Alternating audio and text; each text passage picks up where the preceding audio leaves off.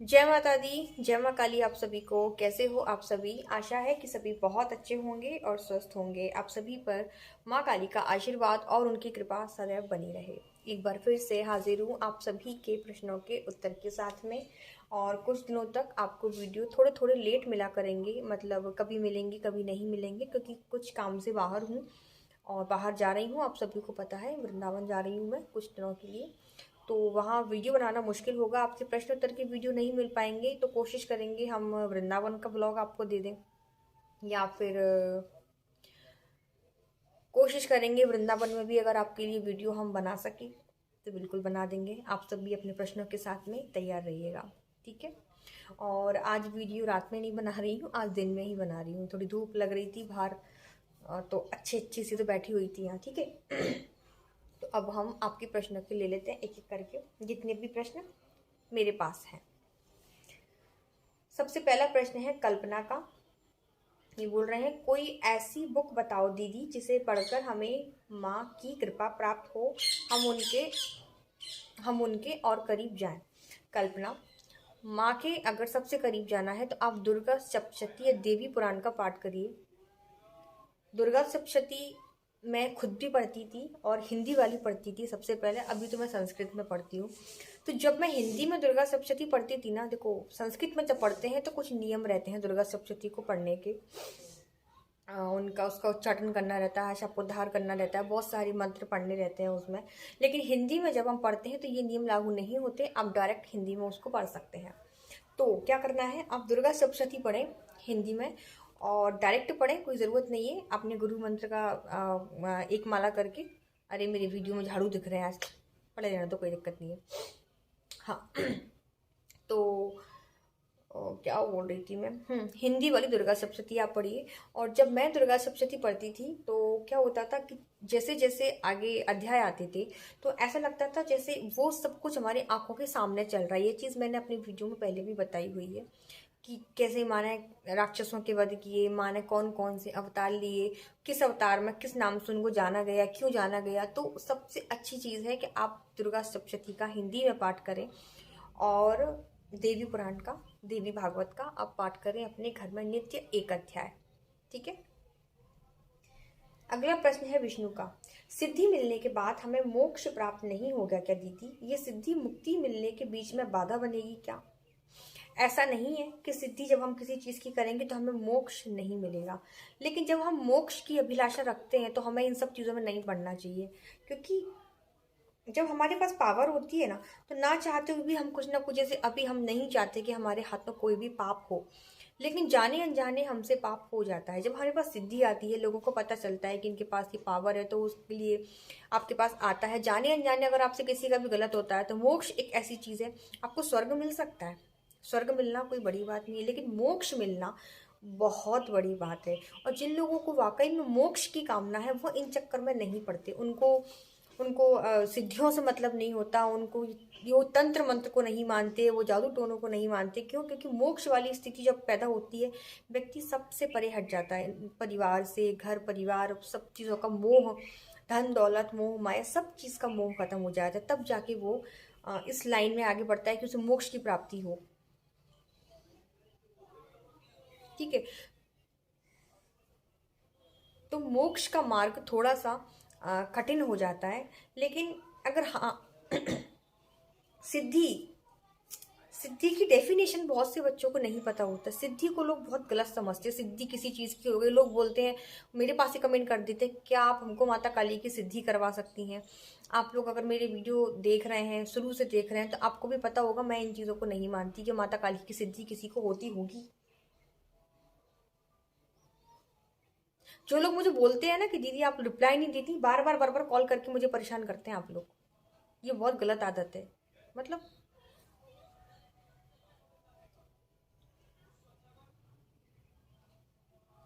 अगर आप अपनी सिद्धियों का, अपनी शक्तियों का यूज सिर्फ दूसरों के भले के लिए करते हैं और आपके द्वारा कभी कोई अपराध नहीं बना है, तो ही आपको मोक्ष मिल सकता है, ठीक है। जैसे कि मैं हूँ, मुझे कोई सिद्धि नहीं है और ना मैंने माँ काली को सिद्ध कर रखा है, ना मैं, कोशिश मेरी ये रहती है कि बहुत सारे मंत्रों को सिद्ध करूँ, ऑटोमेटिक सब चीज़ें हो जाती हैं। कभी कुछ नहीं किया, सब चीज़ें माँ कर देती है। और ना ही पूजा पाठ माँ काली की ये सोच के की थी कि हमें सिद्धि चाहिए माँ काली की, सब चीज़ें अपने आप हो गई। ठीक है, तो जो ईश्वर के भरोसे होता है उनको इन चीज़ों की परवाह नहीं होती है। एक मिनट रुको, इस व्यक्ति का नंबर ब्लॉक कर दूँ मैं, एक मिनट। अब सही रहा, नंबर ब्लॉक कर दिया मैंने, अब मुझे कॉल नहीं कर पाएंगे। जब कोई बार बार कॉल कट कर रहा है तो आप लोगों को कॉल नहीं करना चाहिए, ये बहुत गलत बात है आप लोगों की। टेलीग्राम पे प्रश्न डालिए ना, जब मैं फ्री होती हूँ तो देती हूँ रिप्लाई, ऐसा थोड़ी ना है कि मैं किसी के जवाब ही नहीं देती। जब मुझे जवाब ही नहीं देना होता तो मैं टेलीग्राम क्यों बनाती, है ना। लेकिन ये संभव नहीं है कि सबके प्रश्नों के उत्तर में एक साथ दे दूँ, समय लग सकता है लेकिन जवाब सबको मिलता है। अगला प्रश्न है, पता नहीं अजीब सा नाम लिखा हुआ है, देवी संतोषी की पूजा बाकी देवी देवताओं के साथ कर सकते हैं क्या? हाँ, कर सकते हैं। देवी संतोषी माता की पूजा भी आप बाकी देवी देवताओं के साथ कर सकते हैं, कोई परहेज नहीं है, कोई दिक्कत नहीं है। लेकिन एक चीज़ का आपको विशेष ध्यान रखना है कि माता संतोषी जो है उनको खट्टी चीज़ों से भारी चिढ़ होती है। तो ये नींबू है, दही है, खट्टा अचार है, इस तरीके की चीज़ों का यूज़ आप भगवान के भोग में ना करें। कुछ लोग दही का भोग लगा देते हैं, दही शक्कर का, नींबू का भी कुछ लोग चढ़ाते हैं माँ को, है ना, जिन लोगों को नहीं पता होता। तो खट्टी चीज़ों का यूज़ नहीं किया जाता माता संतोषी की पूजा में। तो इस चीज़ का विशेष ध्यान रखना है। ऐसा नहीं है जब एक ही जगह सारे भगवान बैठे हैं, मान लीजिए एक पूरा आला बना हुआ है, यहाँ काली मैया है, यहाँ दुर्गा मैया है, वहाँ संतोषी मैया है। अब आपने काली मैया दुर्गा मैया के आगे खट्टी चीज़ रख दी और संतोषी माता के आगे मीठी चीज़ रख दी, तब भी ये गलत हो जाएगा। क्यों? क्योंकि माँ को चिढ़ है, तो वो खट्टी चीज़ उनके सामने आनी ही नहीं चाहिए। इसलिए बेहतर होगा कि आप खट्टी चीज़ों का इस्तेमाल माता संतोषी की पूजा में ना करें और ना ही उनके सामने लेके आएँ, उनको बहुत परेशानी होती है इस चीज़ से। ठीक है, तो जाने अनजाने में भी अपराध ना बने, इसलिए मैंने आपको क्लियर कर दिया पहले ही। गीता का प्रश्न है अगला, काली माता की केवल और केवल सात्विक मार्ग से पूजा हो सकती है कि दीदी? हाँ, बिल्कुल हो सकती है। आपने किसने कहा कि माता तामसिक पूजा भी लेती है? तांत्रिक लोग करते हैं तामसिक पूजा, और जो जो लोग अज्ञानी हैं वो माँ को बलि वगैरह, अंडे वंडे जो भी चीज़ें देते रहते हैं, जो कि बहुत गलत है। मैं इसका पुरजोर विरोध करती हूँ। जो लोग मुझसे दीक्षा के लिए भी बोलते हैं ना कि हमें आपसे गुरु दीक्षा लेनी है, आप हमें गुरु रूप में प्राप्त हो जाओ, उनको भी मैं यही नियम बताती हूँ कि मांस मदिरा छोड़ना होगा, माँ को शुद्ध और सात्विक रूप में लेके चलना होगा। अगर वाकई में माँ काली को पाना है तो, माँ को पाना है तो। काली को प्रसन्न करने के कई तरीके होते हैं, क्योंकि काली शमशान में भी रहती है, महाकाल भी शमशान में रहते हैं। अघोरी तांत्रिक जो होते हैं वो मांस मच्छी शराब चढ़ाना ये सब चीज़ें माँ के सामने करते हैं। लेकिन अगर आप सिर्फ और सिर्फ माँ काली को सात्विक रूप से लेकर चलेंगे तो यकीनन आप मेरा विश्वास करिएगा, डंके की चोट पे मैं आपको ये चीज़ बोल सकती हूँ कि माँ इतनी ममतामयी है, इतनी ममतामयी है, आपको इतनी खरोंच नहीं आने देगी। मैं इसका जीता जागता सबूत हूँ। अगर आपको मेरी बातों पर विश्वास है तो माता काली ही एक ऐसी देवी है जिन्होंने अपने बच्चों से सबसे ज़्यादा प्रेम किया है। माँ काली जितना अपने बच्चों से प्रेम नहीं कर सकता, इस चीज़ को आप गांठ बांध लीजिएगा। कैसे? फिर कभी वीडियो में बताऊंगी। अगला प्रश्न ले रही हूँ दीदी जी, ये प्रश्न है अंजलि भंडारी का। दीदी जी, मैं दुर्गा माँ की पूजा करती हूँ। मेरे मंदिर में माँ दुर्गा की मूर्ति के साथ साथ माँ काली की भी मूर्ति है, तो दोनों को अलग अलग भोग लगाना पड़ेगा या एक ही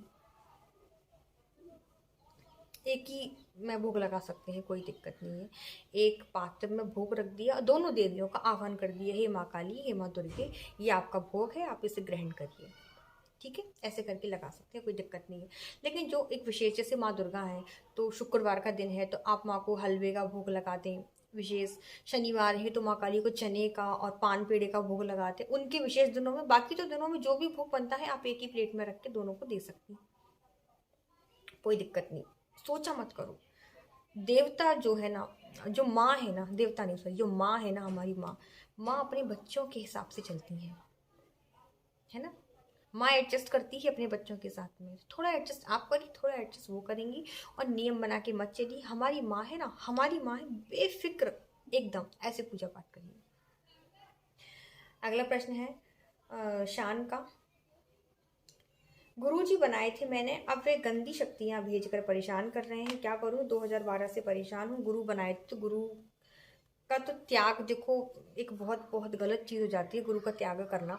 लेकिन अगर गुरु आपके गलत हैं, आपको लग रहा है कि वाकई आपके साथ गलत हो रहा है, गुरु भी गलत संगत में है और आपके ऊपर गंदी शक्तियाँ भेज रहे हैं और आप अपनी जगह सही है, देखो आपने जो प्रश्न किया है मैं आपको उसके हिसाब से जवाब दे रही हूँ। मुझे नहीं पता इस बात में कितनी सच्चाई है कि आप गलत हैं या आपके गुरु गलत हैं। गुरु कभी गलत नहीं होते, इंसान गलत होता है। गुरु तो गुरु भगवान होते हैं, ठीक है। तो मुझे नहीं पता है, लेकिन वाकई में अगर आपको लग रहा है कि आपके साथ गलत हो रहा है तो फिर आप मुझे मैसेज करिएगा। ये चीज़ यूट्यूब पे बताने की नहीं होती है, टेलीग्राम पे मैसेज कर दीजिएगा, मैं आपको बता दूंगी आप क्या कर सकते हैं जिससे वो गंदी शक्तियाँ आप पे असर ना करें और आप अपने गुरु की तरफ से फ्री हो जाएं।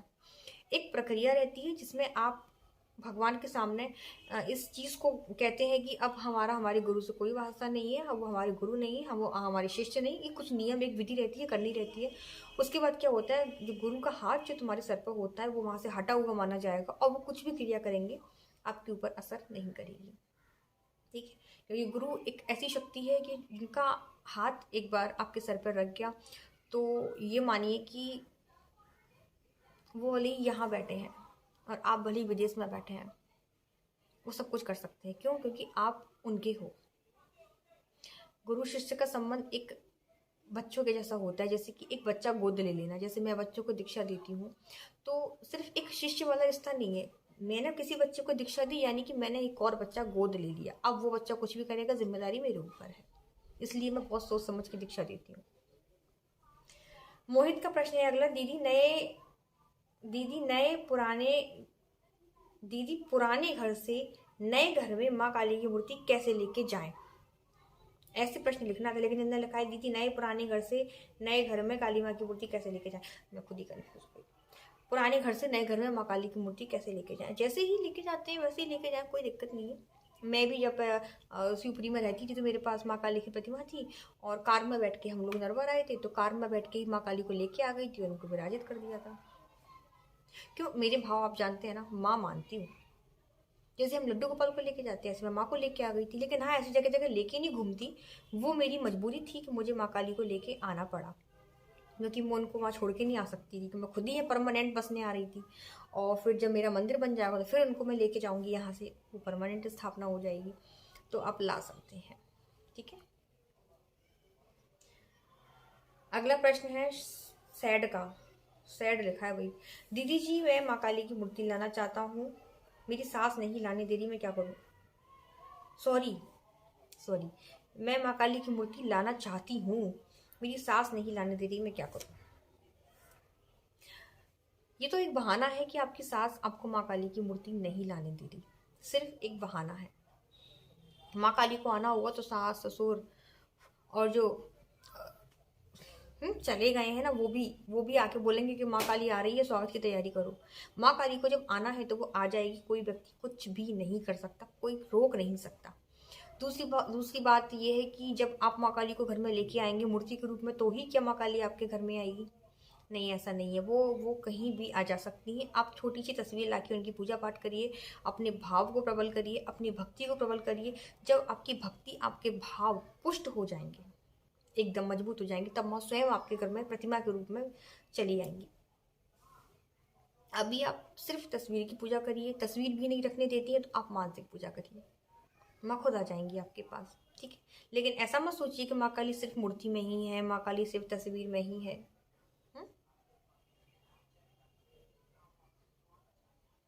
अगला प्रश्न है, दीदी पूजा का एक आसन था, उस पर मंत्र जाप करती थी, वो बहुत पुराना हो गया, फट गया था, तो नया आसन लाई, तो पुराने वाले आसन को नया आसन के ऊपर रख कर जाप करूं या नए वाले के ऊपर को पुराने वाले? अरे यार क्या है, मैं आपको बता दी थी, मैं आपका प्रश्न समझ गई, जो भी है। आपको क्या करना है, पुराना वाला जो आसन है वो नीचे रखना है और ऊपर से उस पर नया आसन रख के उसको ऐसे सुई धागे से सिल देना है, ठीक है। नया वाला आसन ऊपर रहेगा, पुराना वाला नीचे रहेगा, समझ गए आप? ऐसे कर सकते हैं आप जब, ठीक है। तो वीडियो हो गया है बड़ा, आज के वीडियो को यहीं पे एंड कर रही हूँ। और प्रश्न हो तो कमेंट में लिख दीजिएगा। सभी को जय माता दी, जय माँ काली, धन्यवाद। आप सभी माँ काली के मंदिर निर्माण में अपना सहयोग ज़रूर दें, डिस्क्रिप्शन बॉक्स में आपको सारी डिटेल मिल जाएगी, ठीक है। जय माता दी।